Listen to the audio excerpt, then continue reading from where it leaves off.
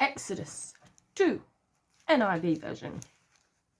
Now, a man of the house of Levi married a Levite woman, and she became pregnant and gave birth to a son. When she saw that he was a fine child, she hid him for 3 months. But when she could hide him no longer, she got a papyrus basket for him and coated it with tar and pitch. Then she placed the child in it and put it among the reeds along the bank of the Nile. His sister stood at a distance to see what would happen to him. Then Pharaoh's daughter went down to the Nile to bathe, and her attendants were walking along the riverbank. She saw the basket among the reeds and sent her slave girl to get it. She opened it and saw the baby.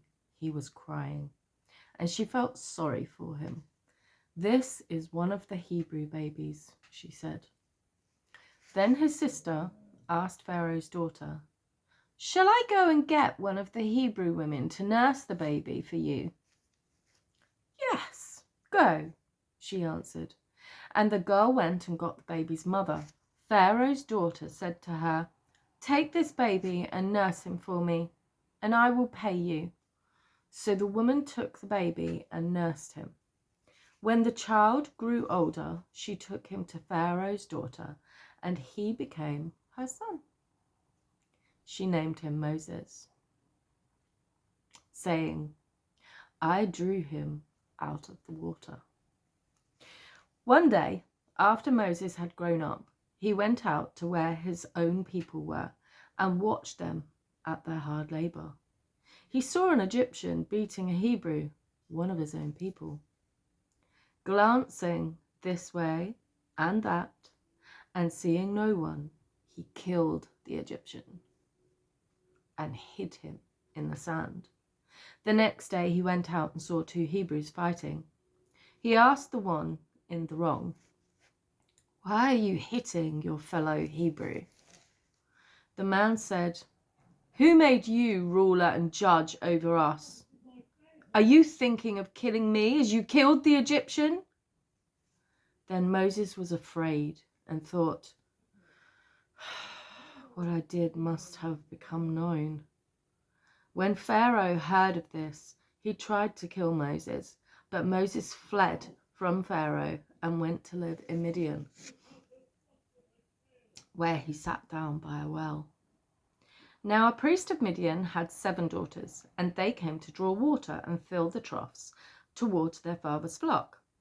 Some shepherds came along and drove them away, but Moses got up and came to their rescue and watered their flock.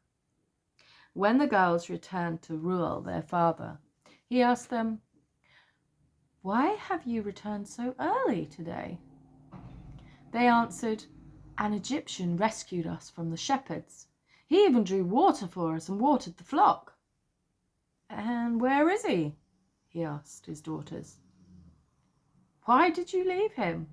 Invite him to have something to eat." Moses agreed to stay with the man, who gave his daughter Zipporah to Moses in marriage. Zipporah gave birth to a son, and Moses named him Gershom, saying, "I have become an alien in a foreign land." During that long period, the king of Egypt died. The Israelites groaned in their slavery and cried out, and their cry for help because of their slavery went up to God. God heard their groaning, and he remembered his covenant with Abraham, with Isaac, and with Jacob. So God looked on the Israelites and was concerned about them. Thank you for listening. Bye-bye.